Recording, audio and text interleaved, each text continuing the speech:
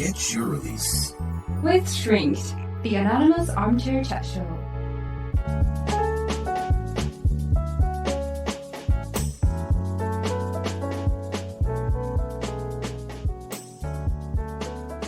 How's it going, everybody? Welcome to what we call Shrinked. And here on this program, we reach out to the global community where everyday folks can share their voices and say on an international platform what's really on their minds and hearts, and also get a chance to share their feelings, concerns, challenges, whatever it is. This is that show where we can get that release that we all need every now and then. I'm Jamal Aziz, and I'm here with clinical psychologist Dr.Ajasha Long. How you doing? Hello, so glad to be here. It's a pleasure to have you. And for those of you listening out there, have you ever had this feeling that you were just out of your league when it came to your livelihood, goals, and whenever you decide you want to do something, you somehow willfully fail? Manifestations of goals rarely come into fruition, and if they do, it's just not good enough. You know, no matter how much encouragement you get from friends, family, or colleagues to try and succeed in that new endeavor, there's this little voice inside that just tells you, maybe you're not cut out for that either. So there's almost like this existence of faking it until you make it. But when can you actually say that you have made it and believe it? Well, today we're going to talk about a surprisingly common mindset called imposter syndrome and what it can do to our psyche. And I'm actually really excited about this episode because aside from speaking with many people with this concern, it's actually something that I've dealt with for pretty much my entire life, especially during my doctoral program, but even now as a practicing professional, it's something that I still deal with. Oh, okay. So on a personal level, this is something that you deal with. Yes. Okay. So that doesn't make me feel so bad either, because I feel like I can identify with this mindset as well. Mm-hmm. So for those of you new to the program, here on Shrinked, we advocate that mental health awareness is absolutely essential for all of us to adapt, evolve, and survive in this ever-changing world. So joining us on the show, we have a couple of practicing professionals in the field of psychology, including Dr. Long, who will be giving some pointers to those who have shared their voices. And hopefully some of that advice will reach some of you out there listening if you're dealing with similar issues. And we want to reiterate that this show is not a substitute for seeing a licensed professional. If you're in dire need of psychological assistance, please reach out to a professional near you so that you can get the right treatment specifically for your situation. So now that we've got that out of the way, let's hear from our voice sharer. And of course, some of the names given on the program are pseudonyms due to privacy concerns, which is totally okay. So let's hear it. Hello, Shrink team. Valentine, and I am 29 years old.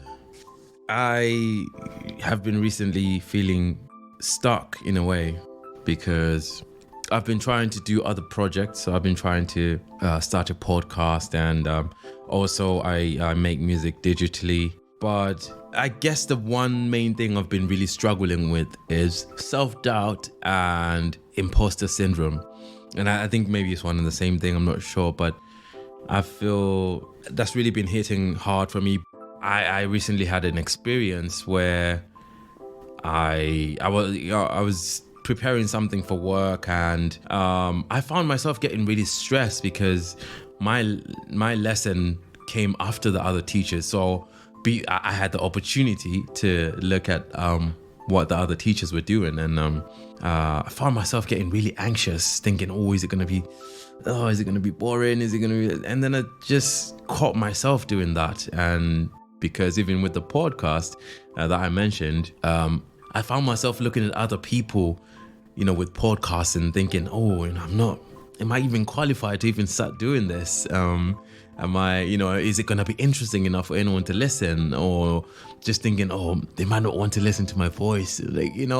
Just fears that are just ridiculous. And I'm just trying to figure out how to do it. So yeah, it's a long-winded answer of basically me saying these days I've been struggling with that a bit. Yeah, it got to a point where I've been pretty much procrastinating. I haven't even made music in about 2 or 3 weeks, and I did record something for the podcast, but now I did stop. So, it's almost as if I'm catching myself doing those things.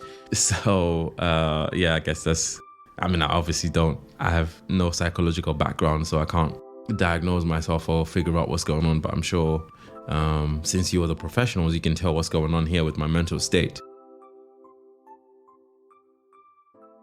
And we like to thank Valentine for sharing a very pervasive dilemma that most of us face at some point. When I heard his sharing, I felt that I could definitely identify with what he felt. And I think to some degree, most of us are programmed to compare our performances with others, especially in the context of work. And I think it's safe to say that a lot of times we're evaluated by how we measure up to our peers in an employment setting.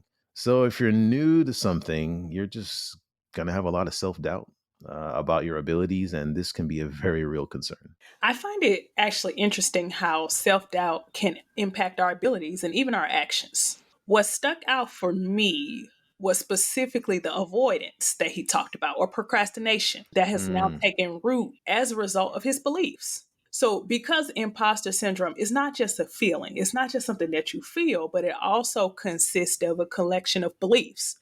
These beliefs may be things like, I don't belong here, I don't mm, deserve my accomplishments, I've just gotten lucky. People are going to find out that I'm not who they think I am. I don't have the abilities that they think that I do. mm. And some of these beliefs are so deeply rooted that what they do is they actually scare us into not taking action. And then ultimately, they end up influencing how we go about the situation in the first place. Mm, mm. And guys, just a quick definition here. Imposter syndrome is the internal psychological experience of, like we mentioned, just feeling like a phony in some area of your life, despite any success that you've achieved in that area. And a lot of times, this could manifest in nervousness, restlessness, and the infamous negative self talk. And I was doing a little bit of reading, and an expert and co-founder of the Imposter Syndrome Institute said that I guess there are 5 types, and the first type is the perfectionist. And this is just somebody believing that unless you're absolutely perfect, your job just wasn't done well enough. It could have been better. I can totally identify with this one. Yes, it struck a nerve with me too. Yeah. The next one is considered the expert. And this imposter, well, I shouldn't say this imposter. This expert feels like an imposter because they just don't know everything about a particular subject. And so they feel like since they haven't mastered everything, they don't really deserve this title. Hmm. Can identify with that one too, Hmm. unfortunately. Hmm. This other one is called the natural genius. And this imposter syndrome type, you may feel like a fraud simply because you don't believe that you are naturally intelligent or competent. And maybe this person has this notion that people are just naturally gifted with abilities and that brings them to their success. And I find that when we look at people who are famous, people who have gone a certain distance and have a lot of fame, the process from getting to nobody to famous is a lot of times it's you only see it in bits and clips and you don't really know the massive process that it took to get from point A to point B. So sometimes we're just Yes. seeing somebody, they're from this place and then all of a sudden they blow up and they become this huge icon, and we feel that we need to be naturally amazing just like this person to get there, and I think this is a fallacy. Yeah, I definitely think when you're dealing with imposter syndrome, you tend to measure other people on a different scale than you measure yourself. Mm, So, as you just mentioned, when you have these big stars who blow up, we assume that, oh, this just happened for them, right? Or it was yeah. easy, or it didn't take a lot of work. But when it comes to us and we're in the background and we really realize how much we have to put in, we think there's something wrong with us because we're using two different measuring sticks, one for them and one for us. Yeah, absolutely. I remember feeling that way when I used to watch Michael Jordan playing basketball. He just did it. He just did it so beautifully. I mean, every shot and just the way that he went up and down the court. And then I saw a poster of him talking about all of his failures. And it was just amazing that he missed like 9,000 shots in his career. And so many times he was trusted to take the game winning shot and missed. And so it was just a different angle. And it was really inspiring to me. That let me know that, hey, you know what? These guys aren't perfect. They mess up too. Right. So, but anyway, keeping it moving here, the next imposter syndrome is the soloist. And this is someone who just doesn't feel like they should be where they're at because they didn't get there on their own. They needed help from someone else. Mhm. And this sometimes happens. And yeah, that could be a really stressful existence. And then the last one is the super person. And this type of imposter syndrome involves believing that you have to be the hardest working person in the room to reach the highest levels of achievement possible. And if you don't, then yeah, you're a fraud. And I've been there as well. And that's not really a good feeling. There is another that I feel like that wasn't on this list, and I'm no expert in this area. I think stereotypes can also influence or impact the way that you feel about yourself going into a certain role. Maybe you're not the traditional mold for that role. Mhm. And so most of your efforts are spent on trying to impress or break down that stereotype, Yes. in addition to being competent at your job, which is a full time job, just doing that like Right. everybody else. So I think that's something else that could be included on this list. Yeah, because it adds another layer to it. Even when I think Mm, about my doctoral experience as an African American woman, I was mm, in a doctoral program where there weren't a lot of minorities. And mhm. so that imposter syndrome showed up in the same way that you just mentioned, that not only did I have to do the work, right, but I also kind of felt this pressure to be the representative for the race. Okay. And Mm. that and that added its own thing on top of the imposter syndrome that was already there. Right. Another thing I want to add is that it's interesting how society helps perpetuate some of these things, because we mentioned the super person, the belief that you have to be the hardest working to reach your goals. But we also live in a culture that is kind of quote unquote coined as the grind culture. Right. Mm. We hear all this messaging about you need to be getting up every day at 4 o'clock in the morning and you shouldn't be sleeping. And Yeah. if you're not where you should be in life, then you shouldn't be enjoying yourself. And all these different things send messages to us about doership. If I'm not doing something, if I'm not consistently working, right, then I'm a fraud. Then I don't Hmm. deserve my achievements or what comes my way. I'm right there with you. I think I might have passed over quite a few of those speeches, those talks, those motivational, you know, and it's just, it can be really, really, it can be motivating. And I think Yeah, some people actually do need to hear that. But if it becomes a part of your lifestyle, then I think when you look in the mirror, it could be really tough because you may not feel that you'll ever measure up to the goal that you're pushing for. right. And while imposter syndrome is not a recognized mental health disorder in the DSM-5, and this is pretty much the handbook for psychological diagnosis, it's actually quite common. I mean, it's estimated that 70% of people will experience at least one episode of this phenomenon at some point in their lives. And confession alert here, when I first got into media, I had this flawed perception that everyone in the industry had an educational background in broadcasting, which I did not have. So, starting employment at that time in Beijing, China, it was very stressful.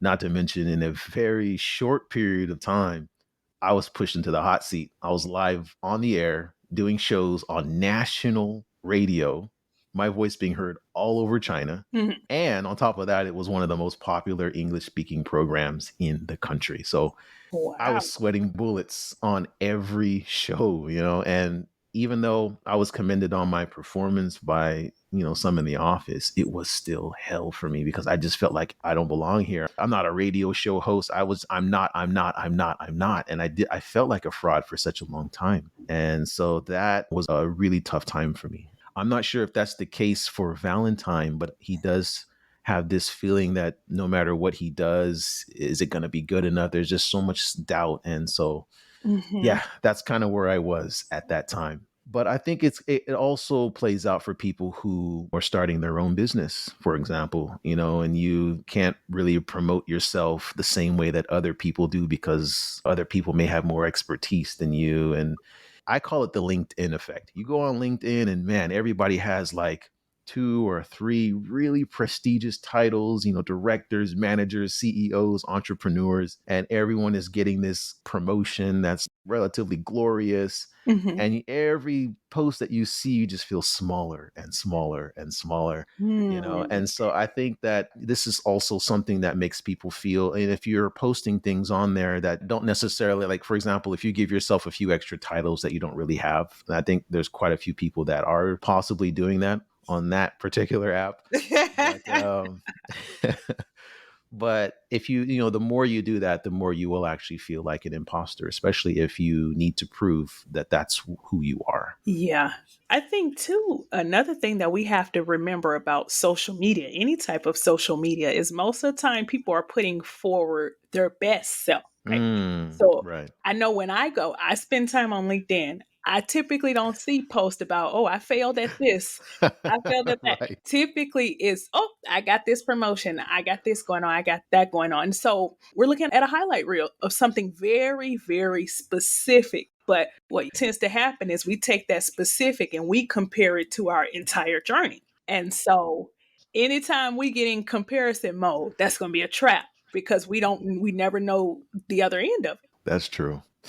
Let's talk a little bit about some of the causes, because in the earliest studies, researchers found that imposter syndrome was connected to factors including early family dynamics and gender stereotypes. And subsequent research has shown, however, that the phenomenon occurs in people of all backgrounds, ages, and genders.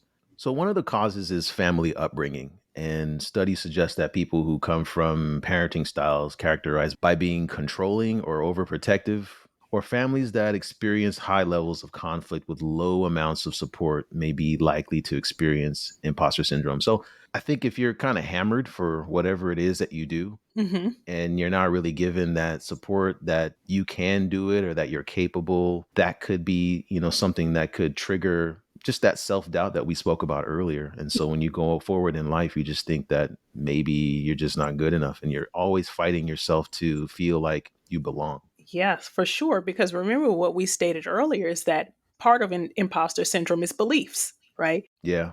And where do we typically get beliefs from? It's it's typically from our early caregivers and our parents. So the beliefs that were instilled in us are going to follow us. And some of those beliefs are not always factual, they're not always helpful. And so Yeah. if we haven't been affirmed specifically about our ability to accomplish tasks and our confidence has not been necessarily praised and affirmed, then we may be subject to imposter syndrome. Yeah. Well, the second noted cause is the new work or school opportunities. And earlier I mentioned how when I started a new role, it was just quite traumatic, actually, just being in a really important position or just doing anything that's new and expected to do it before you're ready.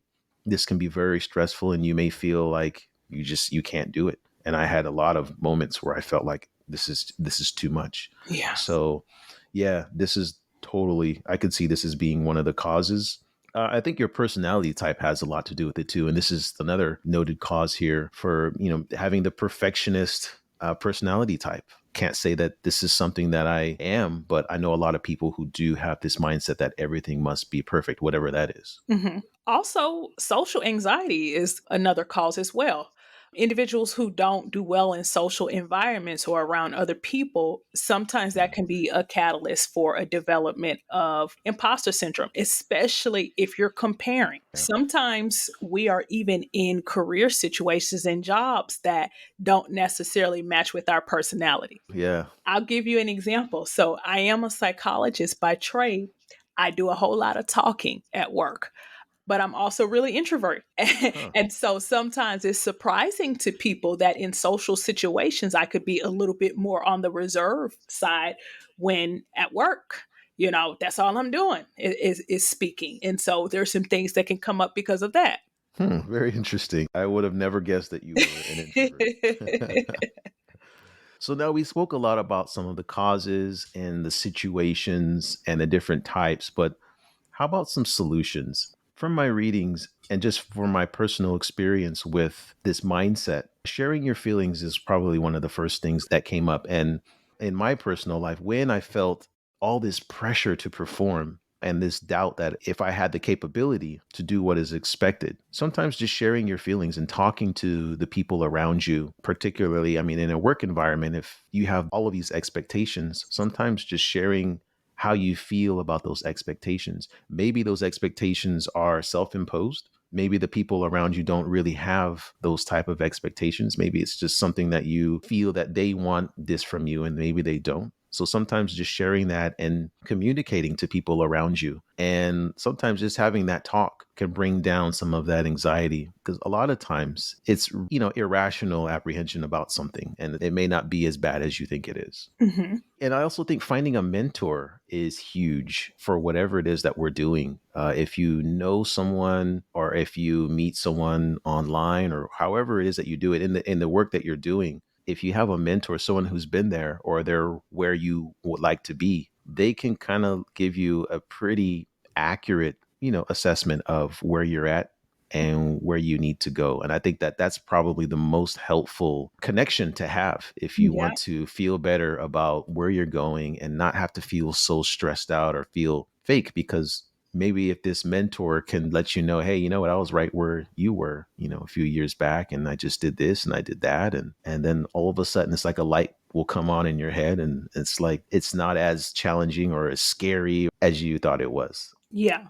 And I think that mentorship piece is especially important for those who are experiencing imposter syndrome and believe that they can't get help from anybody. That is a wonderful opportunity to have a corrective experience, to reach out to somebody that's in a similar role for some mentorship, because I think what you'll find is that most people are willing to help. Absolutely. And yeah, you mentioned earlier just to stop comparing. And that's pretty self-explanatory. It's really hard because we all do it. I mean, Yes. when you look at somebody that's passing you in the street, sometimes we compare, right? I mean, we're human beings. I Yeah. feel like that is a very natural behavior that we have. And also, we talked a little bit about, LinkedIn earlier. The social media can really affect the way that we think, and it just ties into that comparing. Mhm. So bringing that down maybe a little bit to a moderate level, because again, those titles, sometimes when you see people with this title and that title, it just really makes you feel smaller and smaller. I mean, maybe it's just me. I'm not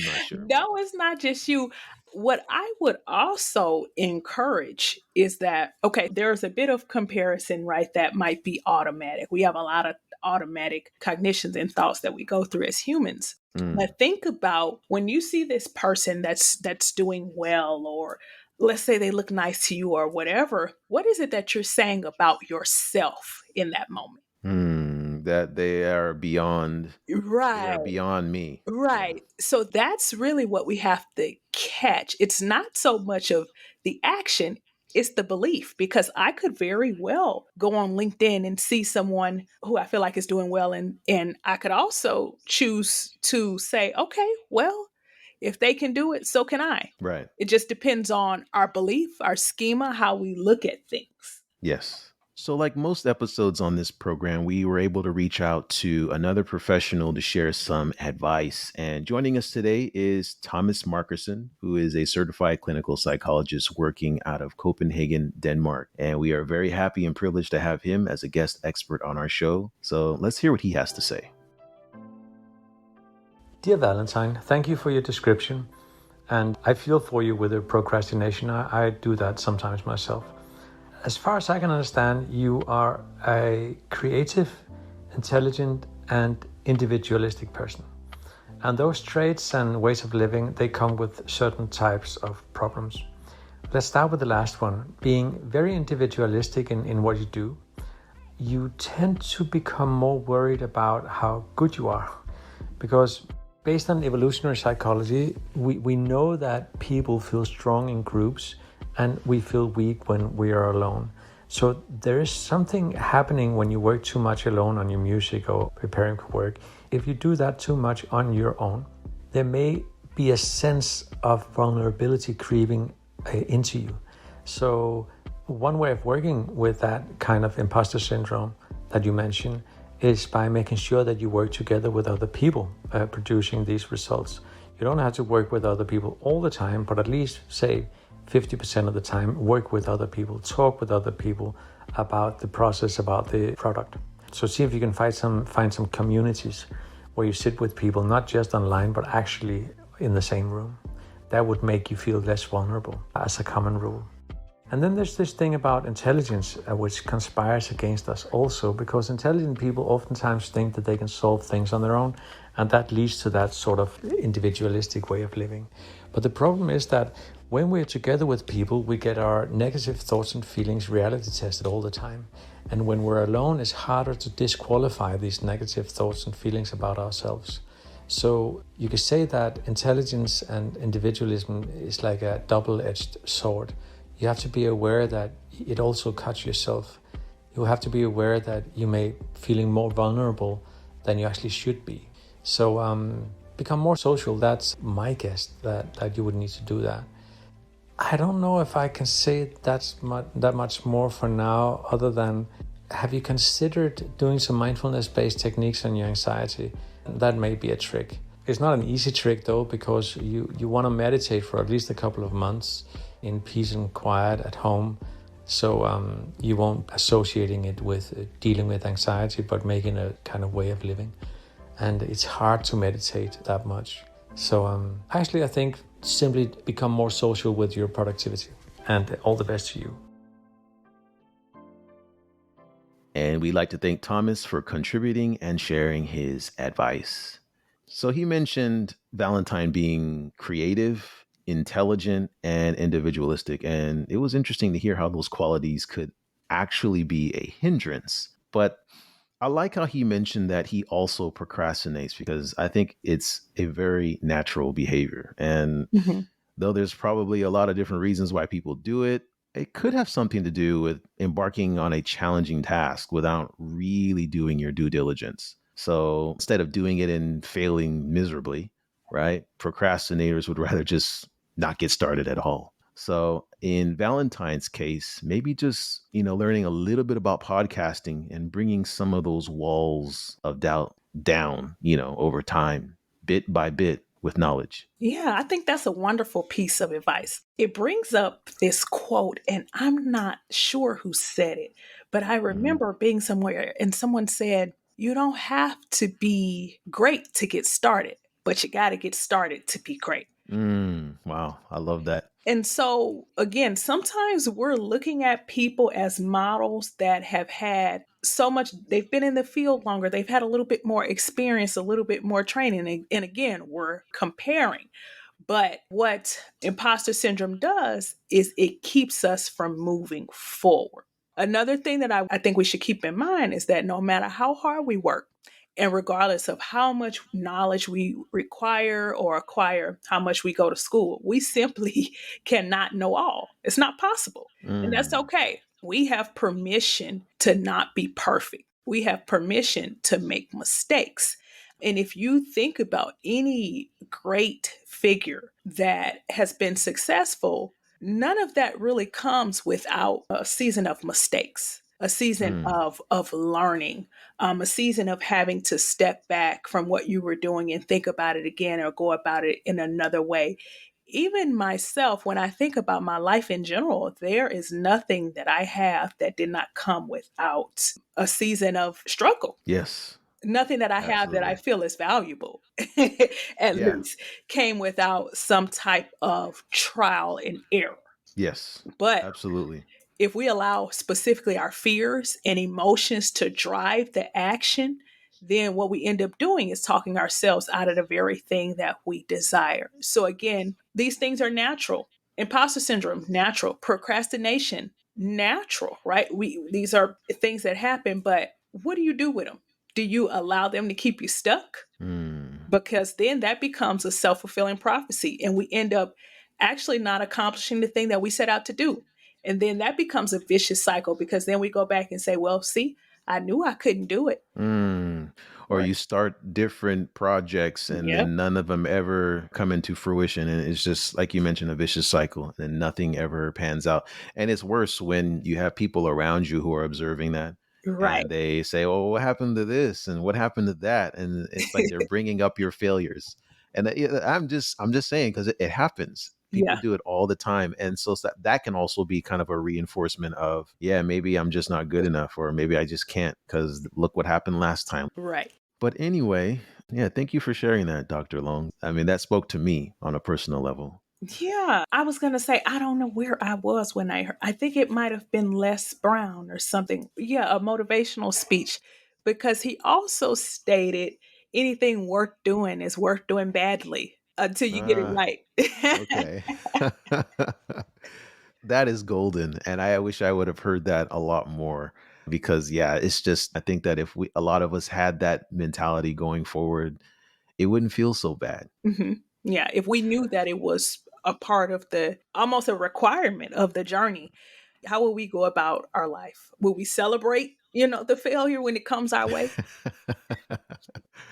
It's hilarious, but it is so true. And it's something that we should probably look at a little bit more. Yes. So, Valentine, we hope you heard something today that illuminates a little more about that feeling you get when your competency is at stake. But just know that it's okay, and obviously very common to have a little performance anxiety or be nervous about outcomes. Sometimes that eustress or positive stress is beneficial because it keeps us on our toes. What we want to try and steer clear of is distress, that negative stress, which we normally get by comparing our abilities, talents, career trajectory, and skills with others. And I've done this over and over again in my life, and I'm battling with this as well. And Valentine, I'm not sure about your sense of spirituality, but I was taught that our Creator has put something special within all of us, something uniquely distinct to every individual. And it's our responsibility to seek it out, to refine it, and use it to help others. So try not to let the light that other people carry discourage you. Let it encourage you to cultivate your own. And believe in yourself that if they could do it, so can you.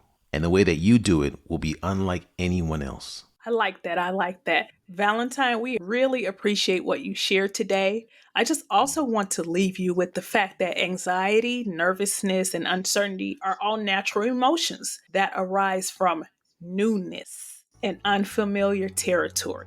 And as uncomfortable as these things are, they are a part of growth and development. And sometimes they're necessary. Beautiful. So, for those of you who have made it to the end, that wraps us for this episode of Shrinked. And folks, we're actively pursuing more voice contributions for the show. So if you have anything you'd like to share or get off your chest, send us an email and we'll get back to you as soon as possible. And I hope your day gets a bit brighter after listening in, and be sure to join us next time for more sessions. I'm Jamal Aziz. And I'm Dr. Ajasha. Take it easy, folks. We'll see you next time.